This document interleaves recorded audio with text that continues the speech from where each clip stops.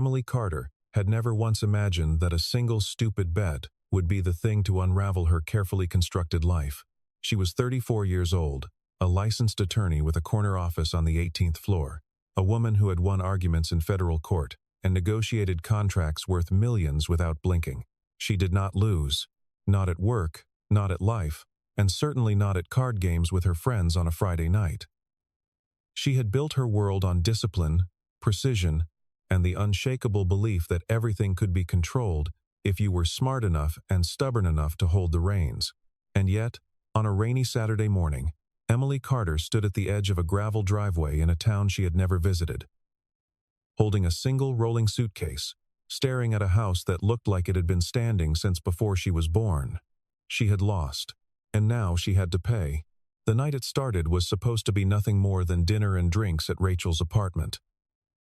Emily had arrived late, as usual, dropping her work bag at the door and reaching immediately for the wine. There were 6 of them around the table, old college friends, spread across different careers and cities. Reunited every few months, when schedules allowed. Conversation was easy and warm and punctuated by laughter, but somewhere around the second bottle of red, the topic had turned to Emily's favorite subject, herself. Not out of vanity, exactly. It was more that Emily had a habit of making every discussion into a debate, and she was extraordinarily good at winning those too. She had been talking about adaptability, about how the mark of a truly capable person was their ability to function in any environment. "I could live anywhere," she had said, with the confident ease of someone who had never been tested. "I could get along with anyone. It's just a matter of mindset." Rachel had raised an eyebrow across the table. "Really?" she had said, her smile slow and knowing. "Anyone?" The room had gone quiet in that particular way it goes quiet when something is about to become interesting. The bet had been Rachel's idea, as most reckless things were. The terms were simple and deliberately absurd.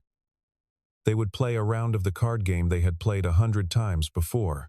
If Emily won, Rachel would cover her tab for the rest of the year. If Emily lost, she would move out of her apartment and spend 3 months living in the home of Noah Bennett, a man Emily had never met, in a small town called Millhaven that Emily could not have placed on a map without help. Noah was Rachel's second cousin once removed, a widower, a former carpenter, and by all accounts the quietest, most unhurried person anyone in their social circle had ever encountered. "He's got a spare room and he's agreed to it," Rachel had said, because apparently she had already made a phone call. "You'll be perfectly safe. He's harmless." Emily had looked around the table at the faces of her friends, all of them trying very hard not to laugh, and she had said yes with the full confidence of someone who had never considered the possibility of losing. She lost on the third hand. The cards were absurdly bad. She sat there staring at them for a long moment, while everyone else around the table began to understand what had just happened. And then the laughter came, warm and helpless and entirely at her expense. Emily had laughed too. Because what else could she do? She had assumed it would blow over. She had assumed that by Sunday the whole thing would be quietly forgotten, that no one would actually hold her to it. But Rachel had filmed the moment Emily agreed. She had captured Emily's exact words, her confident hand gesture, her "I'll take that bet" said with a grin. By Sunday morning, the clip was in the group chat. By Sunday afternoon, 5 of her closest friends were texting her packing advice. Emily spent 2 weeks trying to find a legal loophole. She found none. A promise was a promise. And her friends were relentless. And somewhere beneath the frustration, she recognized that she had brought this entirely on herself. She arranged for her mail to be forwarded. She told her firm she would be working remotely. She packed 1 suitcase with the things she actually needed and left the rest. And on a Tuesday morning in early October, she drove 3 hours north and turned off the highway onto a road lined with oaks that had already begun to turn gold. And she found Millhaven exactly as unhurried and exactly as small as she had imagined it would be. Noah Bennett answered the door before she had a chance to knock. He must have heard the car on the gravel. He stood in the doorway in a gray flannel shirt and worn work boots, a man somewhere in his mid-40s with broad shoulders and calm, steady eyes the color of dark river water. He was not what she had expected. She had constructed a picture in her mind during the drive, filling in the details with assumptions. Someone unkempt, someone awkward, someone obviously in need of company, in a way that would make her feel vaguely guilty for the entire 3 months. Noah did not look any of those things. He looked like a man who had long ago made peace with every room he had ever walked into. "Emily," he said. Not a question, just her name, said simply, "Come in." His handshake was brief and dry, and he was already turning back inside before she had finished adjusting her grip on the suitcase handle. The house was small and it was old, and it was nothing like anything Emily had ever chosen to inhabit. The ceilings were lower than she preferred. The kitchen had open shelving and mismatched mugs, and a wooden table that had been repaired more than once.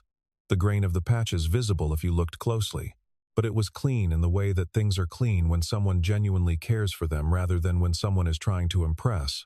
There were plants on the windowsill and books stacked on the side table and a rag rug on the floor of the hallway that had clearly been there for decades. Emily had expected to feel suffocated.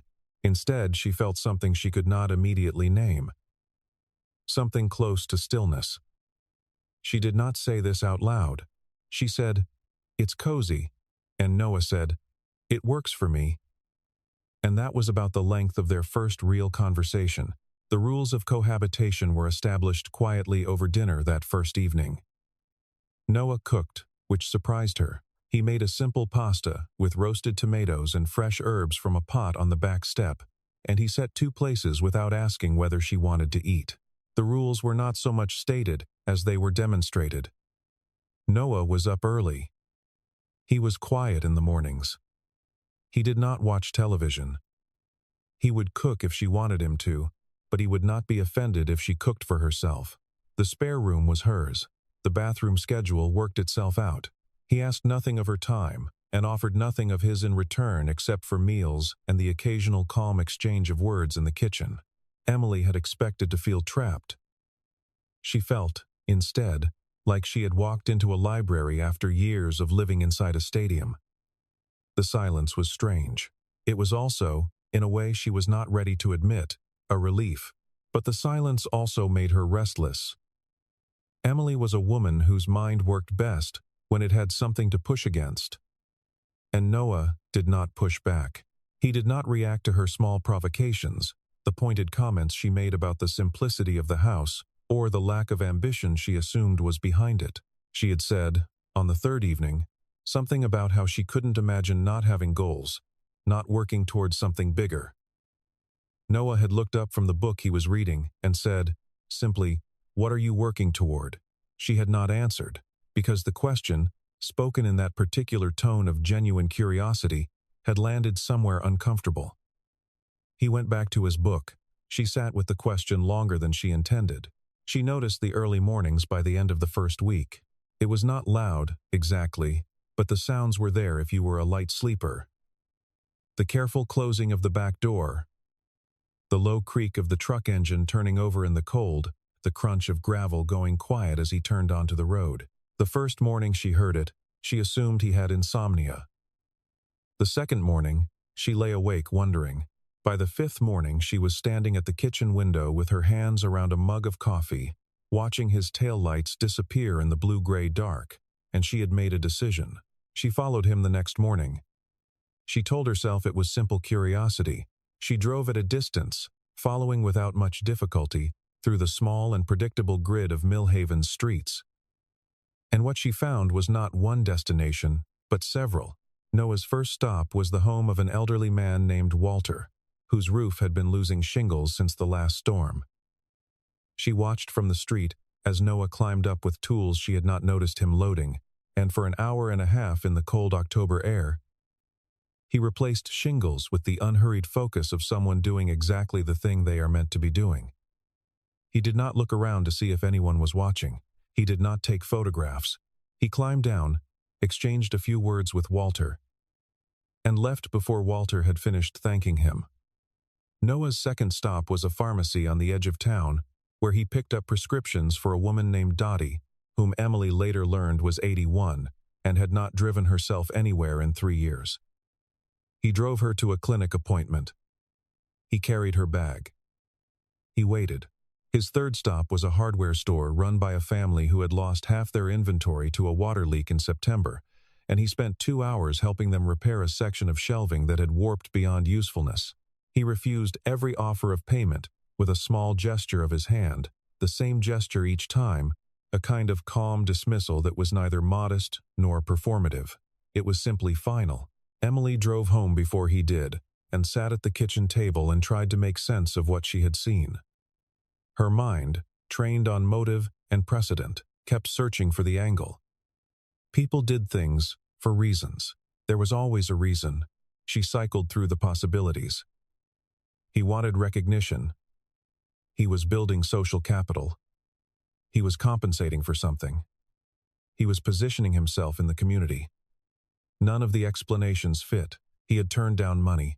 He had left before the gratitude was finished. He had done it again the next day and the day after that, and nobody in Millhaven seemed to find it unusual. When she asked a woman at the bakery about Noah, the woman had looked at her with the uncomplicated warmth of someone describing a familiar piece of the landscape. "That's just Noah," she said. "He's always been like that." Emily did not know what to do with that answer. She confronted him about it, or tried to. She chose the word confronted deliberately, because that was how it felt in her head, but what it looked like in practice was the two of them standing in the kitchen after breakfast while she said she had noticed he went out early, and could she ask what he was doing. Noah poured himself a second cup of coffee and said she was welcome to ask. She asked. He explained, briefly and without elaboration. He helped people when he could. He had the time. It was not a difficult equation. She told him she found it hard to believe someone would give that much without expecting something in return. Noah considered that for a moment and then said, "Not everything needs a return." She opened her mouth to argue and found that she had no argument. Not because she agreed, but because the way he said it made the very concept of arguing feel beside the point. She spent the afternoon turning it over. Her professional life had been built on the premise that everything had a return. Every hour billed, every relationship cultivated, every favor granted, each had been part of a system she had constructed with the same deliberate architecture she brought to legal arguments. She had not thought of it as cynicism. She had thought of it as intelligence, as understanding how the world actually worked beneath the polished surface of how people claimed it worked. And Noah had looked at her across the kitchen in his unhurried way and dismantled the entire framework with 6 words. She found herself irritated. She also found herself, quietly and against her will, wondering whether she had been wrong about something fundamental for a very long time. She did not share this thought with Noah. She was not yet ready to concede it, even to herself. But it was there, turning over in the back of her mind the way a question does when the answer is already present, and you are simply not yet willing to look at it directly. It was 3 days later that she saw the moment that stopped her entirely. She had come with him, by then, under the pretense of having nothing better to do, which was almost true. They were at the home of a woman in her late 70s named Margaret, who had asked Noah weeks ago if he could look at her back steps. The steps had been rotting quietly for 2 seasons, and Margaret had not been able to afford to have them fixed and had been too proud to mention it to anyone who might feel obligated to help.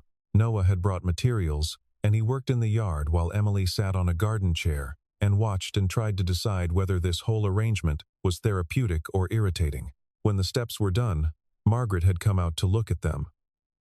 And then she had turned to Noah.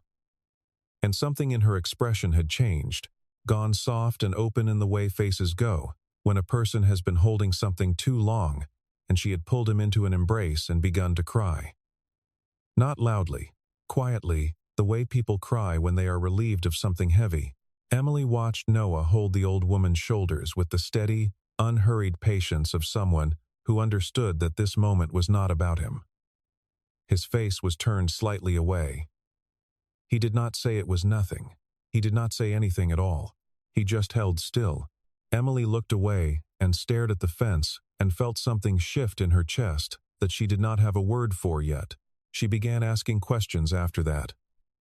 Not to Noah directly, not at first. She asked the people of Millhaven, and they told her things willingly. the way people in small towns tell the stories of the people they love. With a kind of careful pride, she learned that Noah's wife, Diane, had died of an illness when their son was 11 years old. She learned that the years after had been hard in ways that Noah had never described to anyone publicly, that he had worked every hour available to him and still come up short some months. That there had been a period of a few years that his closest friends still referred to only as the hard time without elaborating further. She learned that his son, Marcus, was now 26 and working as an engineer in Seattle, that they spoke regularly, that Noah was quietly proud of him in the way of fathers who do not need to announce their pride. She learned that Noah had begun helping people in the community slowly, without announcement, in the years after Marcus left home, as if the space that had been filled with raising a child had simply redirected itself towards something else. The night the power went out changed things between them in a way that Emily had not anticipated. It was a Thursday in mid-October, and a storm had been building all day. By 8 o'clock, the lights were gone, and the house was dark except for the candles Noah lit, with the ease of a man who had prepared for this more than once. They sat at the kitchen table across from each other, the candle between them, making the room feel smaller and softer than it ever had in ordinary light. They talked, not about logistics or schedules or the minor negotiations of shared space, but actually talked, the kind of conversation that happens when there is no phone and no screen, and no noise to fill the gaps with something easier. Emily had asked him, at some point, whether he ever got lonely. It was a question she had not meant to ask aloud. Noah had looked at the candle for a moment before answering. He said that loneliness was something he had learned to distinguish from solitude. He said there had been a time when the two felt indistinguishable. He said losing Diane had taken him years to move through, not around, and that there was a difference.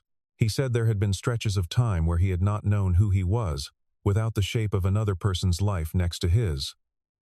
He said all of this quietly, without drama, as if he were describing the weather. Emily listened without speaking, which was unusual for her.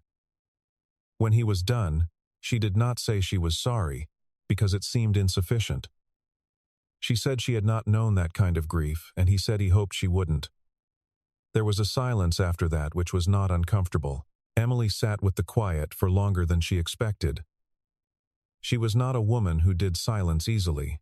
Her apartment in the city had always been full of noise she'd manufactured for herself, background television, podcasts running while she worked, music she wasn't actually listening to because the absence of sound had always felt too much like an absence of progress. Here, in the candlelight, with Noah sitting across from her and rain running down the kitchen window, the quiet felt like a different substance entirely. It felt inhabited. She realized, with something close to embarrassment, that she could not remember the last time she had sat still in a room with another person without either working or performing. She could not remember the last time a conversation had left her feeling less defended rather than more. She told Noah this, in a roundabout way, and he listened with his particular quality of attention, the kind that made you feel your words were being received rather than merely processed. He said he thought a lot of people built noise into their lives because they were afraid of what they might hear if they let it go quiet. She asked if he had been afraid of that. He said yes, once. She asked what had changed. He said, after a moment, I ran out of things to drown it out with. So I started listening instead. The candle between them burned lower. The rain continued. Emily found that she had nothing to add to that, and for once did not feel the need to. She noticed the photograph the following morning. It was tucked behind a row of books on the shelf in the living room, small enough that she had walked past it a dozen times without registering it. She registered it now because the angle of the morning light caught the frame differently, and she stopped and looked. It was a photograph of a woman, younger than Emily, with dark hair and a wide, unhurried smile. She was looking at the camera with the ease of someone who did not need to perform happiness, because she simply had it. Emily stood in front of that photograph for a long moment. She did not touch it. She put it back exactly as it had been. Something had loosened in Emily by that point. Some mechanism she had kept tightly wound for longer than she could account for. She began going with Noah in the mornings without explanation, and he accepted her company without remark. She helped him, clumsily at first and then with more confidence, carry materials and hold things steady while he worked and talked to the people they helped in the way that came easily to her, the direct and focused attention of someone trained to make people feel heard. She was good at it. She was surprised to find that she was good at it. She had always thought of her professional skill with people as a tool, something she deployed strategically. Out here it was not strategy. It was just her, talking to a man whose gutters hadn't been cleaned since spring, or a woman who needed someone to listen while her steps were being fixed. It felt different from anything she had done in years. It felt, and she spent several days refusing to admit this to herself, like enough. She laughed more. She slept better. She cooked dinner one evening, and it was mediocre, and Noah ate it without complaint and told her the garlic was good. And she had laughed at that in a way that surprised her. Her friends noticed. Rachel called on a Thursday evening and said, "You sound different," in the careful voice of someone testing a theory. Emily had said, "Different how?" And Rachel had said, "I don't know." Slower, like you're actually in the room you're in. Emily had thought about that after she hung up. She thought it was possibly the most accurate thing anyone had said to her in years. The email came on a Monday morning in November. It was from the senior partner at a firm in Chicago, a position she had wanted for 3 years, the kind of offer that arrived once if you were very good at your job and a little lucky besides. The salary was significant. The title was exactly what she had aimed for. The start date was in 3 weeks. Emily read it twice, sitting at the kitchen table with her coffee. And then she read it a third time, and she noticed that her reaction to it was not what she had expected her reaction to be. There was satisfaction, certainly. There was the recognition of a goal achieved, but there was also, underneath that, something that felt unexpectedly like dread. And she did not want to examine that too closely. She told Noah that evening. He listened without interrupting, and when she was done, he said it sounded like something she had worked hard for, and he thought she should take it. He said it simply, and without hesitation, the way he said most things. Emily had waited for something more. She had waited for him to pause, to qualify, to say something that would indicate the decision was not entirely straightforward. He did not. He got up and brought their dishes to the sink, and she sat there feeling a frustration she could not fully explain. She had not wanted him to tell her to stay. She told herself she had not wanted that. She was still telling herself that, when she went to bed, the distance between them arrived quietly in the days that followed. Emily was polite, and Noah was his usual self, which was to say that he showed almost nothing outwardly, and so it was impossible to tell whether he felt the shift at all, or whether she was simply projecting her own unease onto the arrangement. She began to wonder about the things he had not said. She turned them over in her mind, the way she would turn over gaps in testimony, looking for what had been omitted, and why. She wondered whether his encouragement had been genuine, or whether it had been something else entirely, a kind of release, a door held open because it was easier than asking someone to stay. She found out by accident. She had been in the hallway, looking for a jacket she had left near the door, when she heard Noah's voice coming from the back porch, low and unhurried, unmistakably in the middle of a phone conversation. She had not intended to listen. She had intended to get her jacket and go. But his voice had carried in the way voices carry on cold November evenings, when the air is still and the windows are thin, and she had stood in the hallway with her hand on the doorframe, and she had heard him say her name. He was talking to someone, a friend, a man whose voice she could not quite make out on the other end. He was saying that yes, he thought she was going to take the job. He was saying that she should.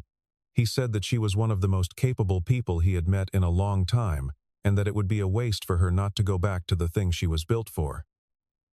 And then there was a pause, and then Noah said, quietly and without self-pity, that it was going to be very quiet without her, and that he had not expected that. He said he had not been prepared for how much light she had brought into the house. He stopped talking for a moment, and Emily could hear him exhale slowly through the screen of the back door. He said he wasn't going to say anything to her about it, because it wasn't fair to put that on someone who had never asked to be there in the first place. Emily did not move for a long time. When she finally walked back to her room, she sat on the edge of the bed and pressed her hands together and stared at the floor. The thing she had been telling herself she wasn't feeling had a name now, and it sat in the center of her chest with a weight that was not unpleasant but was undeniable. She had spent the better part of 3 months telling herself that what she felt around Noah was gratitude or admiration or the ordinary warmth of proximity. She had used every intellectual tool she owned to categorize and contain it. She understood, sitting there on the edge of the spare room bed in Millhaven, that she had been wrong about all of it. She still took the job. She told herself later that this had been cowardice, but that was not entirely right. The truth was more complicated. The truth was that she was 34 years old, and she had built her life on a particular set of values, and she was not sure she knew who she was if she walked away from the thing she had spent a decade working toward just because a man in a flannel shirt had made her feel quiet for the first time in years. She was not sure that was love. She was not sure it wasn't. She packed her suitcase in the early days of November and tried to feel decisive about it. Noah helped her carry things to the car. He made 2 trips with the same efficiency he brought to everything, and then stood in the driveway in the cold morning air while she checked that she had everything. The taillights of a neighbor's car passed on the road. Neither of them spoke. Emily kept waiting for him to say something, to offer the one sentence that would give her permission to stay or go with something resembling peace of mind. He looked at her steadily and without expectation, and she understood, watching him, that he had already decided not to ask anything of her and that he was not going to change his mind. She hugged him. His arms came around her shoulders briefly and firmly, and he stepped back. "Have a good life, Emily," he said, not unkindly, just truly. She got in the car and drove away, and did not let herself look in the rearview mirror until she had turned out of sight. The weeks that followed were not what she had expected. She had expected to feel triumphant.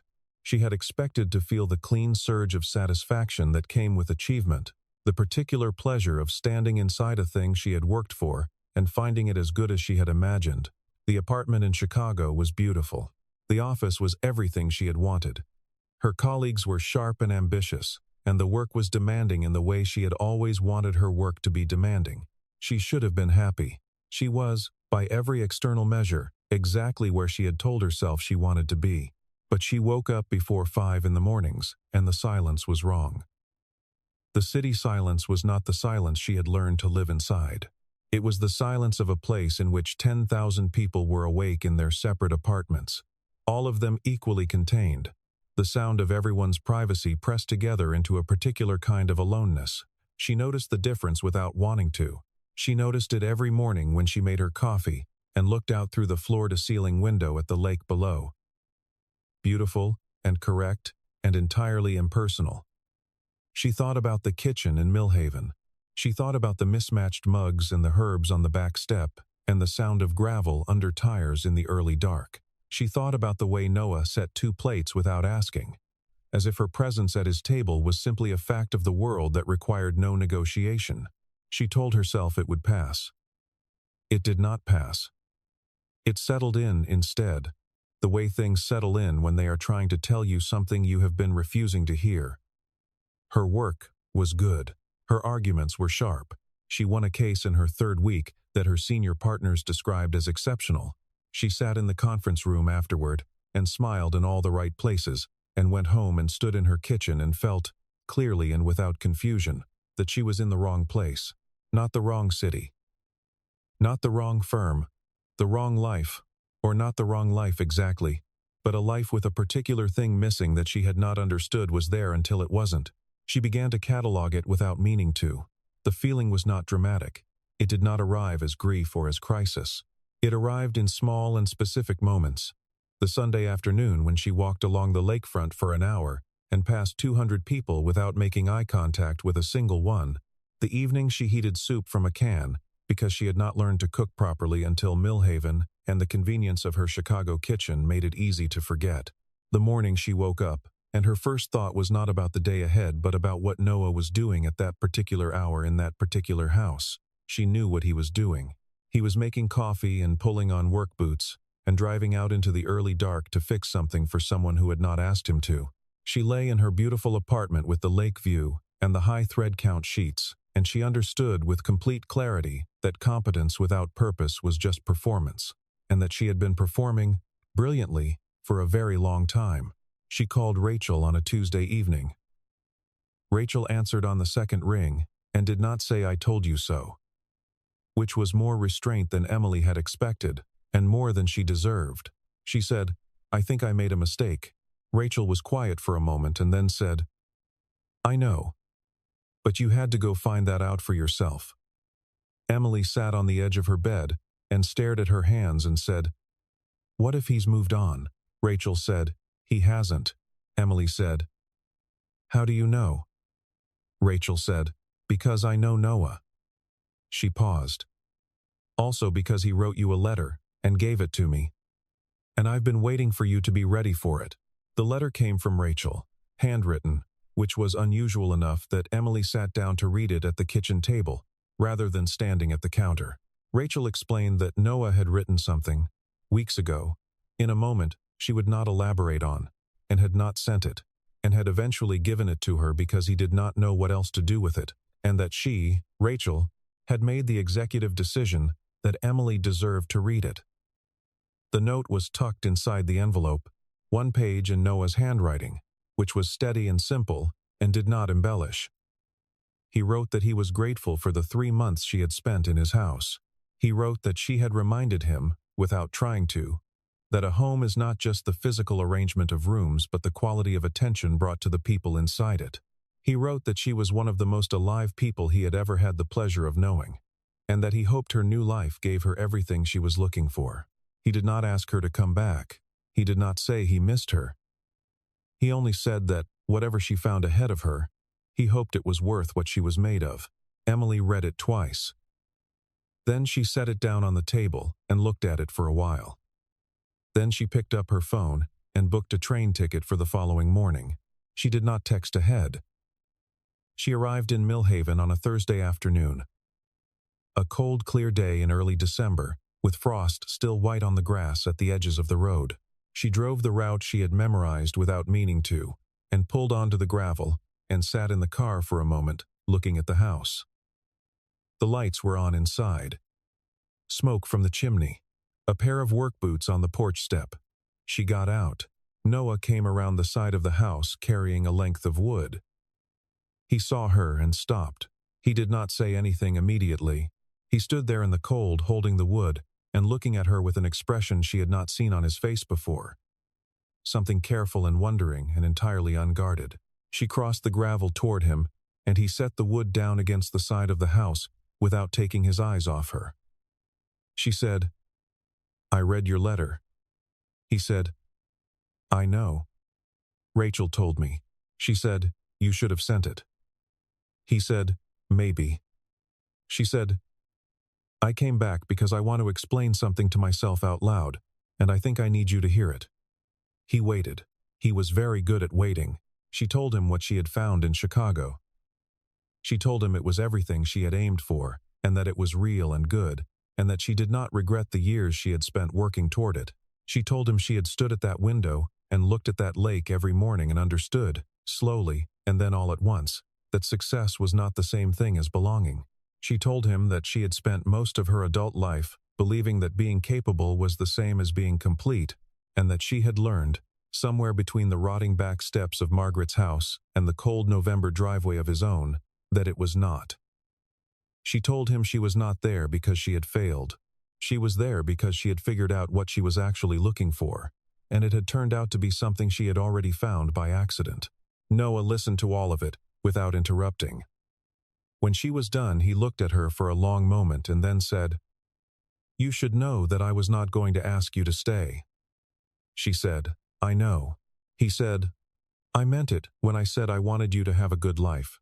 She said, "I know that too." She looked at him steadily. "I'm telling you that this is it. This is part of what a good life looks like for me. I'm not here asking for permission. I'm here because I want to be." Something moved through his expression then, slow and quiet. The way weather moves across open country. He reached out and took her hand. His grip was warm and unhurried and entirely certain. They stood there in the cold in front of the house for a long moment, not speaking, not needing to. The late afternoon light was going gold across the tops of the oak trees.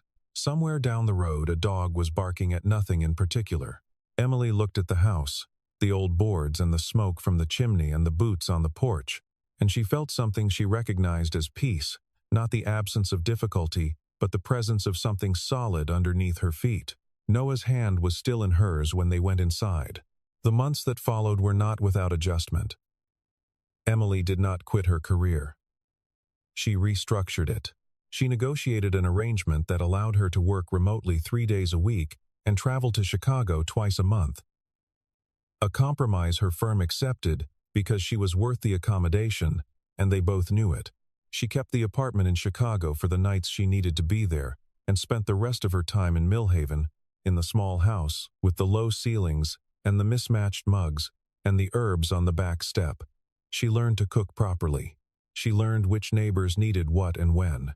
She learned the geography of the town in the quiet way that comes from living inside it rather than passing through. Noah's mornings continued as they always had, and she joined them as often as her schedule allowed. They worked side by side without needing to explain the rhythm to each other.